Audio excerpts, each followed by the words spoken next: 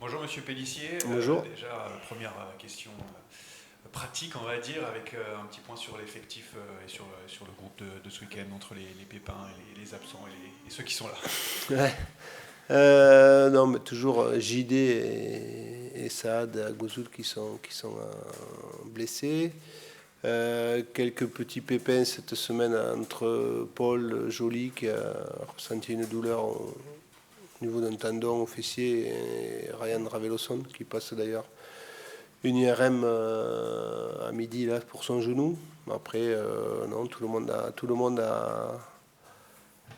est sur le pont. On récupère Kinjana Hoover qui est de sa suspension. Donc après, tout le monde est sur le pont. Vous affrontez ce week-end Montpellier, qui est la lanterne rouge de Ligue 1 actuellement, après 3 défaites de suite. Est-ce que vous sentez que pour votre équipe, c'est un point de bascule ce match face à Montpellier?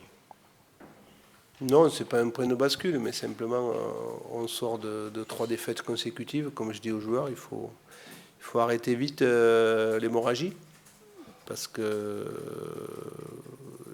il faut commencer à prendre des points. Et on sait que Montpellier va être aussi dans cette logique-là. Et on le voit, donc on voit que c'est un championnat qui est très très difficile parce qu'on voit l'équipe, les joueurs qui composent cette équipe de Montpellier, on voit qu'il y a de la qualité.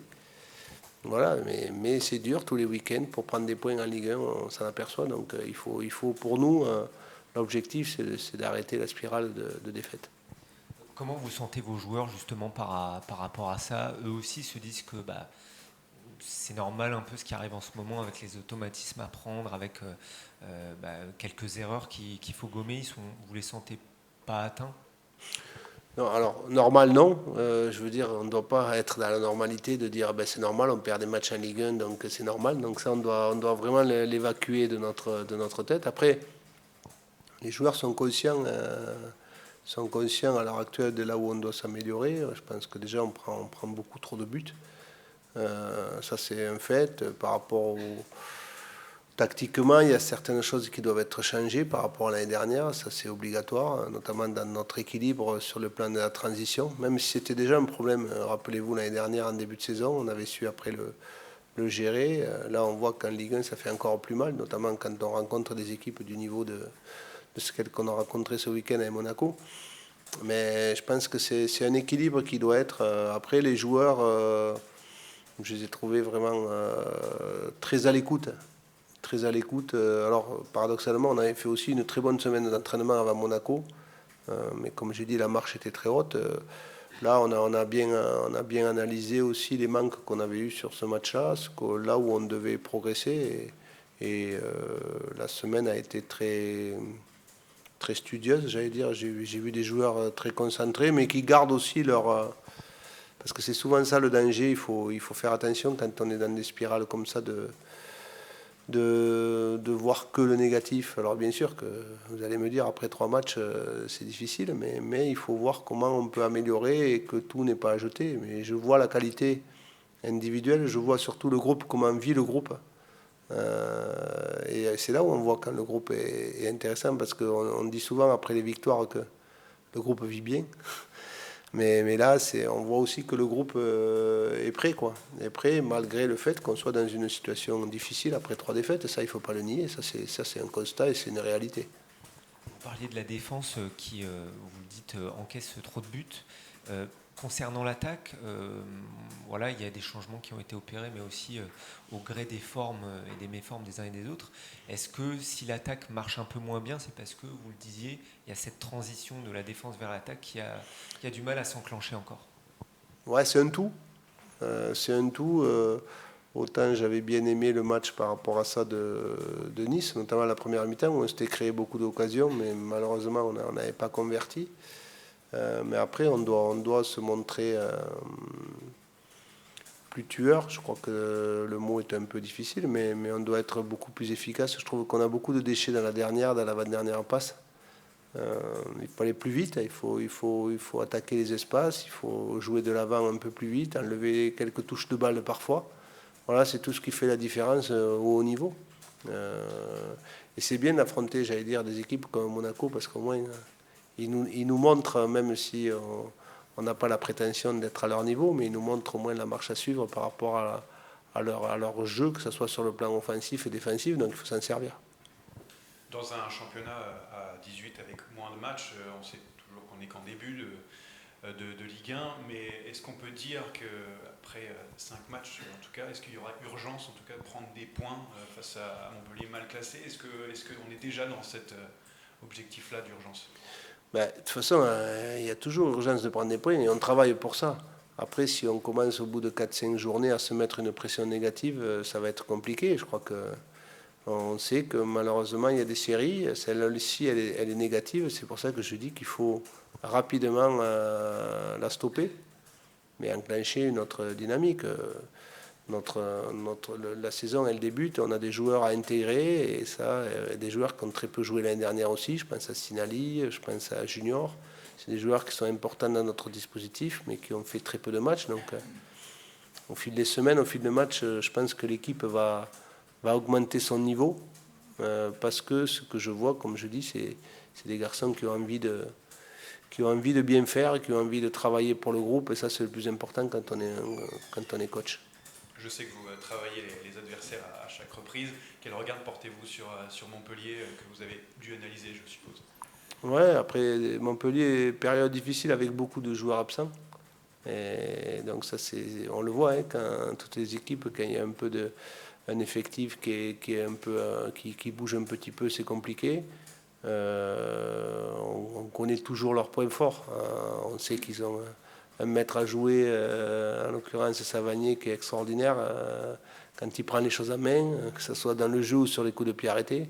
Ils ont des attaquants qui sont des attaquants qui aiment prendre l'espace et qui sont de très bonne qualité. Donc on sait qu'on aura un match très très difficile à Montpellier dimanche.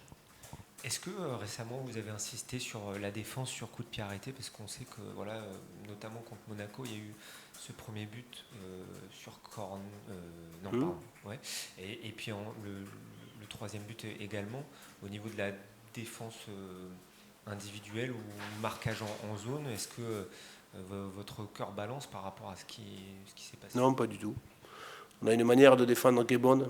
Alors c'est pour ça qu'il faut faire attention oui, après ce match-là, on peut dire qu'ils ont été meilleurs que nous sur la situation, parce qu'il ne faut pas oublier aussi la qualité de l'adversaire. Mais nous, on a une manière de défendre depuis 2 ans qui est très bonne sur les coups de pied arrêtés. On était la meilleure équipe l'année dernière sur les coups de pied arrêtés offensifs et défensifs. Là, à part cette situation, c'est pour ça que je dis que vous avez employé le mot urgence, il faut faire attention, il ne faut pas tout remettre en question après un match. Voilà, c'est l'histoire d'un match. On a pris 2 coups de pied arrêtés, mais jusque-là, on avait été très performants.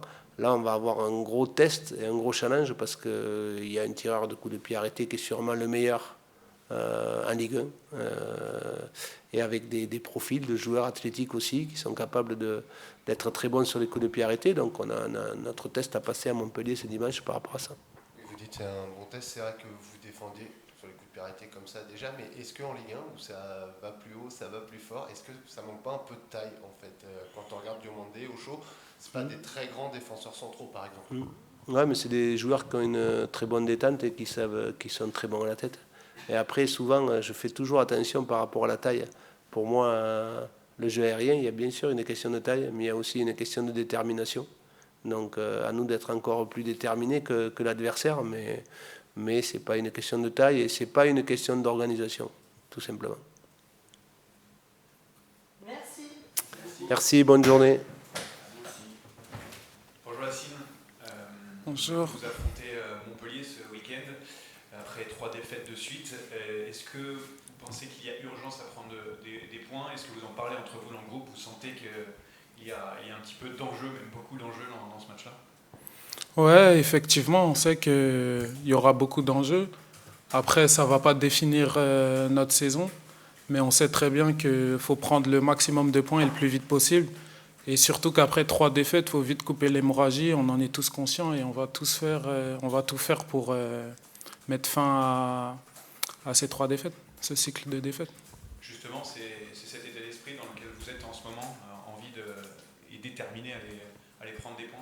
Ouais, et effectivement, On travaille de plus en plus dur à l'entraînement. On se réadapte à la Ligue 1 qui est beaucoup plus intense, beaucoup plus difficile. Donc tout le monde est conscient de nos qualités, donc on se donne à fond, on travaille encore plus et on espère être très vite récompensé.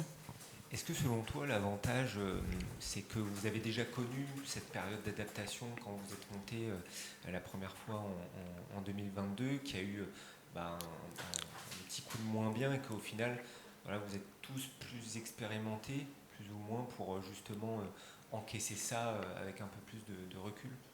Ouais, c'est ça, exactement. On n'arrive pas en terrain connu, on a déjà connu ça. On sait que c'est relativement dur, surtout quand on enchaîne les défaites, mais la clé, c'est de ne pas se mettre la tête dans le sac, d'avoir confiance en tout le monde, en tous ses partenaires, en toutes nos qualités. On sait qu'on est conscient de bien mieux, qu'on est capable de bien mieux. Donc on va tout mettre en œuvre pour que le vent il commence à tourner. Tu étais attaquant de pointe, on peut le dire, la semaine dernière contre Monaco.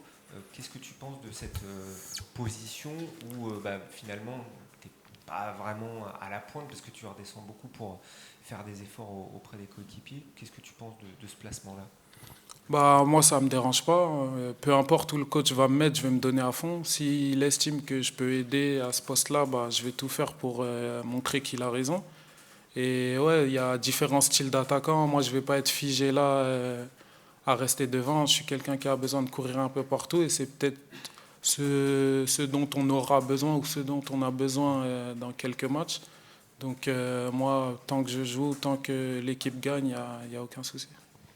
Quand on est attaquant, à fortiori là, depuis le début de la saison, dans la peau du promu, peut-être qu'on touche un peu moins de ballons forcément qu'en Ligue 2 quand on est attaquant. Comment est-ce qu'on fait en tant que joueur pour gérer un peu la frustration qui pourrait naître ou voilà, les petits agacements pour voir toujours le positif? Bah, c'est ça, on sait que quand on est attaquant de pointe, c'est pas le poste où on va toucher le plus de ballons, mais il faut accepter ce rôle-là. On s'inspire des plus grands, on regarde les plus grands attaquants. Des fois, ils touchent pas beaucoup de matchs, pas beaucoup de ballons et ils marquent à la fin. Et tant qu'ils arrivent à faire gagner l'équipe, au final, il aura fait son job. Donc, on s'inspire de là-haut et on essaie de mettre de côté la frustration. Au final, c'est lequel votre poste, votre rôle préféré? Parce qu'on voit vous amuser aussi avec la sélection dans ce poste un peu similaire. Quel est votre poste de prédilection, celui que vous préférez? Moi-même, je ne saurais même pas répondre. Parce que selon les coachs, on m'utilise à différents endroits. J'ai été formé sur le côté. Après, en réserve, je suis passé devant. Donc, si je peux être utile, peu importe un endroit sur le terrain, bah, je vais me donner à fond. Mais après, si je devais donner une préférence, ce serait sur le côté. Mais est-ce que c'est là où je suis le plus utile? Je ne sais pas. Ce sera au coach d'en décider. Et sur le côté, jusqu'où est-ce que vous verrez, pourquoi pas, dans une défense à 5 en tant que latéral droit ou gauche à ce moment-là? Est-ce que c'est un poste que vous avez un peu utilisé, enfin, vous avez fait un petit peu à Nice, vous étiez vachement reculé. Est-ce que là aussi vous vous sentez à l'aise dans ce rôle-là? Ouais, franchement, j'ai été le premier surpris, mais j'avais beaucoup d'appréhension par rapport à ce poste, à tout ce qui était dans le dos, est-ce que je vais être capable de faire tous les efforts, mais le match contre Nice m'a prouvé que j'étais capable d'attaquer et comme de défendre, donc c'est un poste que j'aime bien aussi. La saison dernière, tu as pris une autre dimension et à cette époque, tu nous avais beaucoup parlé de la préparation invisible sur le sommeil, sur la nutrition, ce genre de choses. Est-ce que là, pour ce retour en Ligue 1, tu as encore poussé le curseur un peu plus haut et comment? Par exemple, on te voit de plus en plus travailler encore plus à la fin de l'entraînement. Voilà. Qu'est-ce qui a changé entre la saison dernière et là? Bah, franchement, je suis dans la continuité de la saison dernière. La saison dernière, je ne pouvais pas tout mettre en œuvre directement. Comme j'avais dit, c'était petit à petit. Et là, j'ai acquis des choses comme le sommeil. Je dors beaucoup plus tôt, je m'alimente beaucoup mieux. Donc, une fois que j'ai réussi à passer ces steps, là, je passe encore d'autres steps. Donc, je m'inspire de plus grands. Donc, si les autres ils sont dans des plus grandes équipes qui jouent l'Europe, etc., c'est qu'il y a bien une raison. Donc, on a réfléchi et on se met tous, on essaye de tout mettre en œuvre pour performer. Et le club, ils ont mis des moyens pour nous aider justement en ramenant des nutritionnistes, en ramenant tout plein de choses pour nous aider à aller chercher la meilleure des performances. concrètement, c'est quoi tes steps personnels là, en ce moment? Comment ça, individuel? Ouais, sur cette préparation-là, sur ton quotidien en tant que sportif. Bah là, je consacre beaucoup plus de temps à mon métier. Je viens beaucoup plus tôt aux entraînements. Je bosse plus en salle. Je bosse plus après sur le terrain.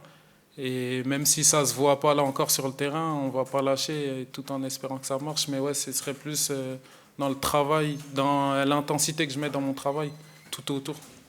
Oui, ça se voit pas au niveau des stats, mais toi, tu sens ces bienfaits-là sur le terrain au quotidien? Oui, oui, exactement. Bah, j'avais une appréhension. Je ne savais pas si j'étais capable de faire les efforts que je faisais à une plus haute intensité en Ligue 1.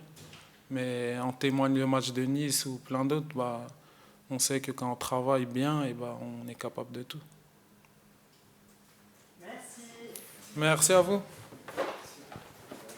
Merci.